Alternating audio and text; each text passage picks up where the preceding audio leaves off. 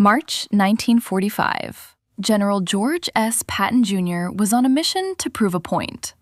While British Field Marshal Bernard Montgomery prepared his elaborate Rhine crossing with thousands of paratroopers, massive artillery barrages, and weeks of planning, Patton wanted to show that American forces could cross Germany's greatest natural barrier with speed and audacity alone.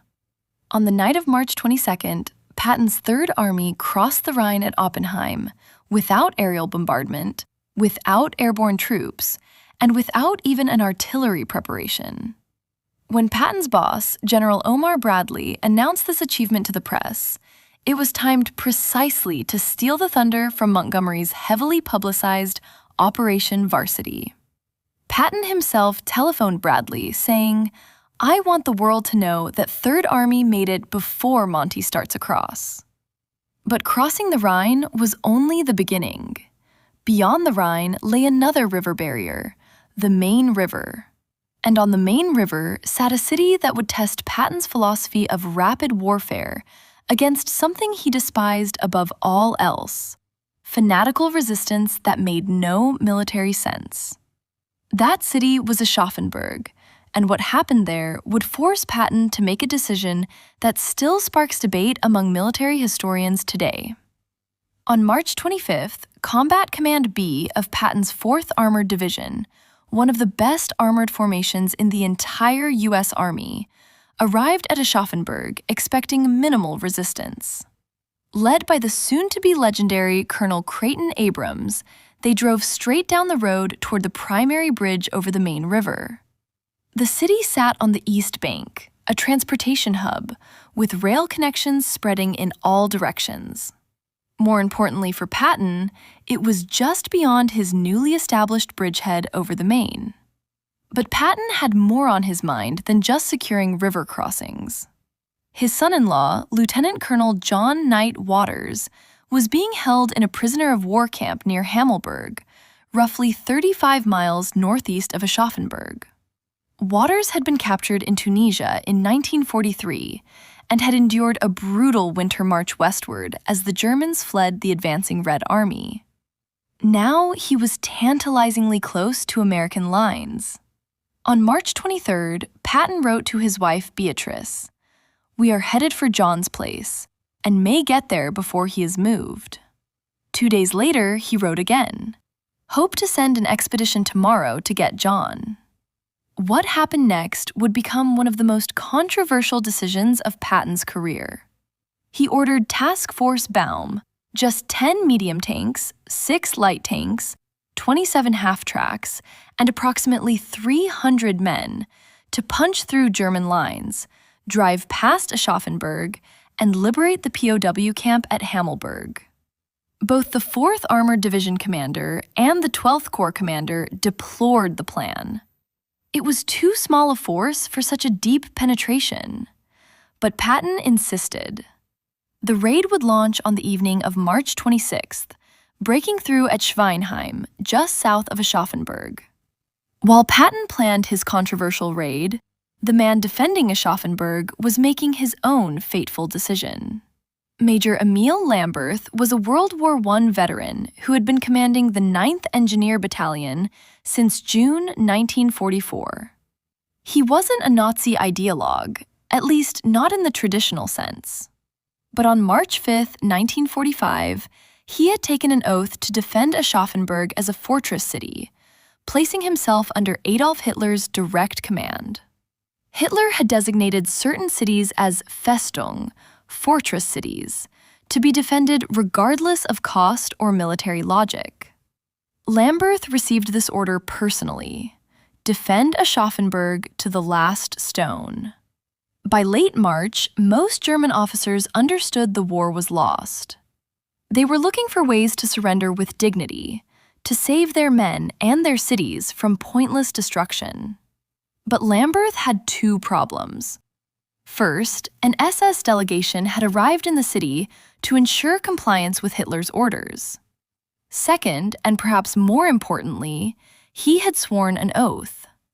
What he commanded wasn't an impressive military force. His Kampfkommando Aschaffenburg numbered around 5,000 initially, growing to perhaps 8,500 as stragglers and reinforcements arrived. But these weren't crack troops. He had engineers, convalescent soldiers pulled from hospital beds, Volkssturm militia, old men with hunting rifles, and boys from the Hitler Youth barely 15 years old. He had officer candidates from training schools and replacement troops with minimal combat experience. It was a desperate collection of humanity being asked to stop Patton's battle-hardened Third Army. The city had ordered elderly residents, women, and young children to evacuate. Those who remained were expected to contribute to the defense, tending wounded, carrying supplies, serving as messengers. Some would be forced to do much more. On March 26th, American forces discovered that Aschaffenburg wasn't going to fall easily. When infantry entered the suburbs, they walked into a carefully prepared defense. Fire erupted from church steeples, basement windows, and sewers. Panzerfaust rockets streaked from concealed positions. Machine gun nests covered every approach. This was the kind of fighting where Patton's beloved doctrine of speed and maneuver meant nothing. You couldn't flank a basement window. You couldn't outrace a teenager with a Panzerfaust hiding in a cellar. Technology and firepower took a back seat to courage and endurance in the narrow streets and medieval buildings of Aschaffenburg. The Americans found themselves fighting not just soldiers, but civilians who had been pressed into service or threatened with execution if they didn't fight. Historical records show that Nazi officials used hangings as visible threats to compel resistance. At least 2 executions occurred, bodies displayed publicly as warnings to others who might consider surrender.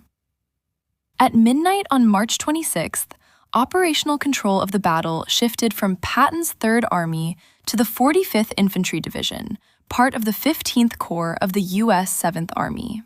The Thunderbirds, veterans of Sicily, Italy, and southern France, now had responsibility for taking the city.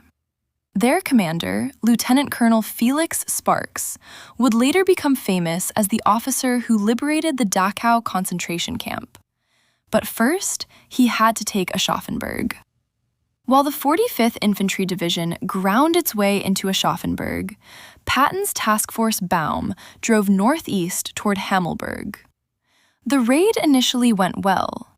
The American column broke through at Schweinheim and advanced without significant resistance along Reich Roads 8 and 26. They reached the POW camp and liberated about 1,400 prisoners, including Lieutenant Colonel Waters, who was wounded during the operation. But then reality set in. The task force recognized their situation was hopeless. They were a small armored column deep in enemy territory with hundreds of freed prisoners and no clear route back to American lines. During the retreat, German forces encircled and decimated the column. The final toll was devastating. 250 U.S. soldiers captured, only 7 made it back to American lines. 9 killed, 32 wounded, and 16 missing. The Germans destroyed 20 tanks total and captured 9 heavy tanks, 3 light tanks, and 21 armored cars. It was a complete disaster. Patton would later insist he didn't know his son-in-law was in the camp, but few believed him. When he visited the wounded Captain Baum in the hospital, Baum commented, "You know, sir, it is difficult for me to believe that you would have sent us on that mission just to rescue one man." Patton responded, "That's right, Abe, I wouldn't." But in his posthumously published memoirs, Patton admitted, "Throughout the campaign in Europe, I know of no error I made, except that of failing to send a combat command to Hammelburg." The failure of the Hammelburg raid had consequences beyond the immediate loss of men and equipment. It tied up forces that might have been useful at Aschaffenburg. More importantly, it put Patton in a foul mood. By Easter Sunday, April 1st, 1945, the battle for Aschaffenburg had been raging for 7 days. American forces had nearly encircled the city, but casualties continued to mount. The grinding urban combat was costing American lives every hour.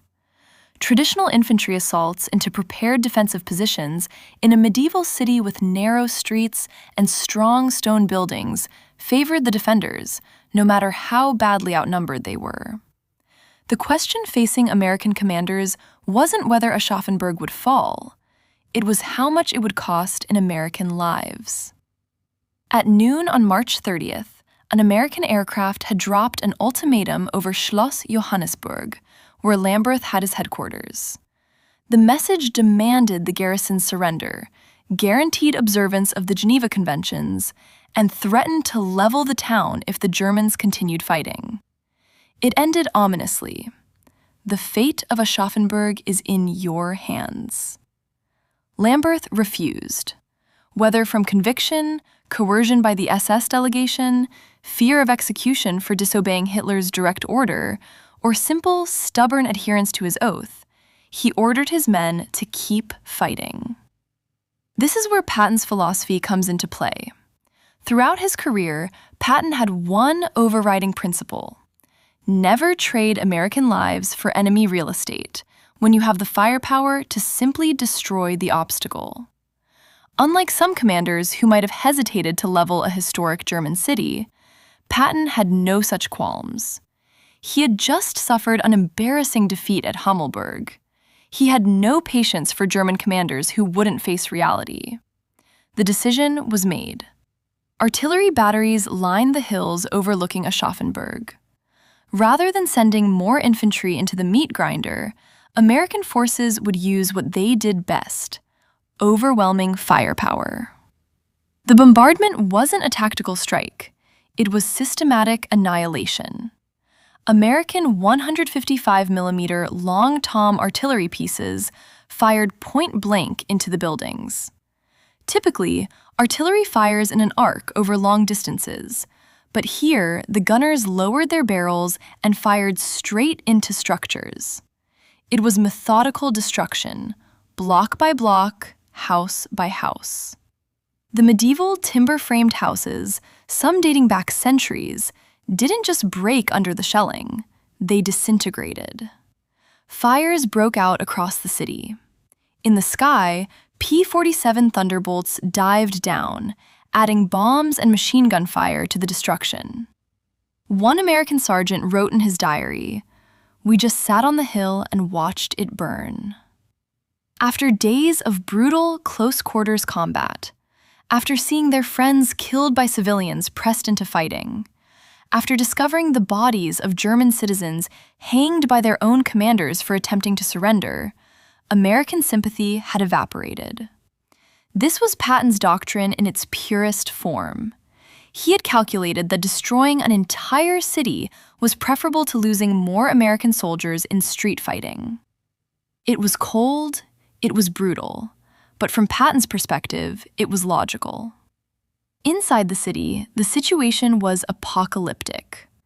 Lamberth sat in his bunker beneath Schloss Johannesburg, ordering his men to hold. "The Americans are weak," he shouted to his troops. "They are afraid to come in." But the Americans weren't afraid. They were patient. They understood there was no point in dying for a city when they could simply reduce it to rubble from a distance. After days of bombardment, only one strong point remained: Schloss Johannesburg itself. The massive red sandstone castle, built in the 1600s with walls 8 feet thick, still sheltered Lamberth and his most committed troops. For any other defender, this might have been an impregnable fortress. But the Americans didn't plan a medieval siege. They brought up M12 self-propelled guns, 155mm artillery pieces mounted on tank chassis. These weren't weapons designed for precision. They were designed to crack concrete bunkers and destroy fortified positions. The Americans parked them right in front of the castle at point-blank range. Through the arrow slits, German soldiers could see the massive barrels pointing directly at them. The first shell hit the main tower. Stone that had stood for 3 centuries exploded into fragments. Dust filled the air. The Americans fired again and again, punching holes through walls that had withstood every conflict from the 30 Years' War to the Franco-Prussian War. The castle caught fire. The roof collapsed. Inside, the wounded screamed.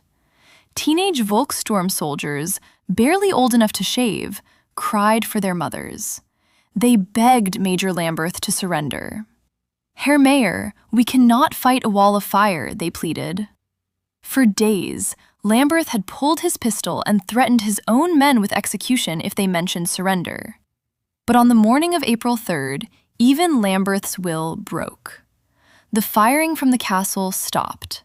A white flag appeared from a hole in the shattered walls. At 9 a.m. on April 3, 1945, Major Emil Lamberth formally surrendered to Lieutenant Colonel Felix Sparks of the 45th Infantry Division.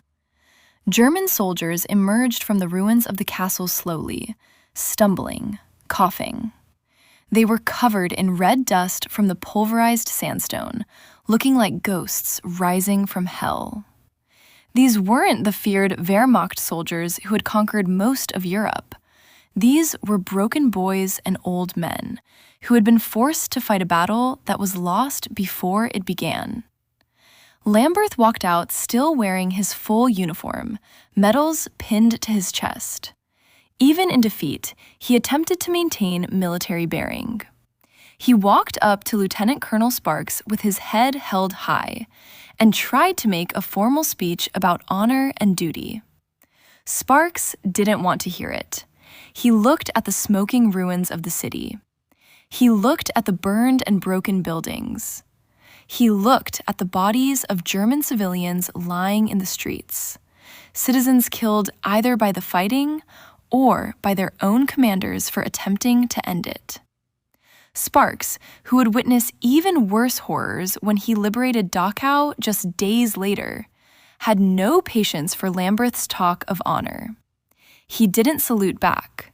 He ordered his military police, "Get him out of my sight before I shoot him myself." Lamberth was stripped of his weapons and thrown into a jeep. As American soldiers drove him away from the ruins of the city he had been ordered to defend, the surviving citizens of Aschaffenburg emerged from their cellars. They didn't cheer Lamberth. They didn't thank him for his defense. They spat at him. They cursed him. "Murderer!" they shouted. "You destroyed our home!" The Battle of Aschaffenburg lasted 10 days. It should have lasted 10 hours. Because of Major Lamberth's refusal to surrender, whether from fanaticism, fear, or coercion, the city was 90% destroyed. Hundreds of German soldiers and civilians were dead. American casualties were also substantial. When General Patton heard about the battle's conclusion, he visited the ruins personally. He looked at the piles of rubble that had once been homes, shops, churches, a city with a history stretching back to Roman times. But Patton wasn't sad. He was satisfied. He saw Aschaffenburg as an object lesson, a demonstration of what happened when German commanders chose fanatical resistance over rational surrender. Patton immediately used Aschaffenburg as a warning for the rest of the war. Whenever the Third Army approached a German town, they sent a message ahead. "Remember Aschaffenburg. Surrender now, or we will bring the heavy guns." The strategy worked. Most towns surrendered immediately, rather than face systematic destruction. No commander wanted their city to become the next Aschaffenburg. Ironically, the devastation of one city may have saved thousands of lives in other cities. It proved that American forces were willing to use maximum force when met with pointless resistance. As Patton himself stated, "We will not trade American lives for German buildings." Secretary of War Henry Stimson noted in his press conference on April 7, 1945, "There is a lesson with respect to fighting to the end in Aschaffenburg. That lesson was clear: resist and be destroyed." It was cold, it was brutal, but it was effective. Today, Aschaffenburg has been rebuilt. Schloss Johannesburg stands restored, a cultural center and museum. The city thrives as an economic hub. Walking through its streets now, you'd hardly know that in 1945 it was 90% destroyed. But the battle raises questions that military historians still debate. When does military necessity justify the complete destruction of civilian infrastructure? Was Patton's response proportionate to the threat, or did it cross into excessive force? What responsibility does a commander have to protect his soldiers versus preserving civilian areas in enemy territory? The historical record on Major Lamberth reveals complexity. After the war, he was put on trial, not for fighting Americans, which was legitimate warfare, but for the execution of German civilians who had attempted to end the fighting. Court documents show that SS officials and Nazi Party representatives constantly interfered with his command decisions. One newspaper account claimed Lamberth was intoxicated when he ordered at least one execution, hardly the behavior of a calculating ideologue. He was found guilty and sentenced to 4 years' imprisonment, later reduced when the court acknowledged the impossible pressure he faced from SS overseers. Lamberth lived, but in disgrace, hated by his own countrymen as the man who destroyed their city. The truth likely lies between extremes: an officer caught between his oath, SS pressure, and Hitler's direct orders. The Battle of Aschaffenburg reveals something essential about George S. Patton Jr. as a military commander. Patton believed in speed, aggression, and overwhelming force. He believed in victory at the lowest cost to his own men. He had no patience for enemy commanders who wouldn't acknowledge reality. No sympathy for those who extended a lost war for ideological reasons. At Aschaffenburg, we see Patton's military philosophy distilled to its essence. When faced with a German commander who wouldn't surrender, who forced civilians to fight, who executed his own people for attempting to end the bloodshed, Patton's response was swift and brutal. Overwhelming firepower applied without hesitation. Was this excessive? That's a question each person must answer for themselves. Patton calculated that American lives were worth more than German architecture. He reasoned that making an example of Aschaffenburg would save lives in other cities. And it did. Most German towns surrendered rather than face the same fate.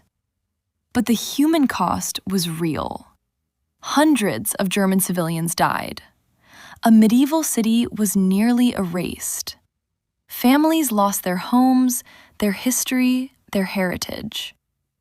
The Battle of Aschaffenburg stands as a stark example of what happens when military pragmatism collides with ideological fanaticism. It asks us to consider difficult questions about the morality of warfare and the terrible cost of decisions made in battle. The citizens of Aschaffenburg didn't choose this fight. It was brought to them by decisions made in distant headquarters. They paid the price. That's the real tragedy of Aschaffenburg.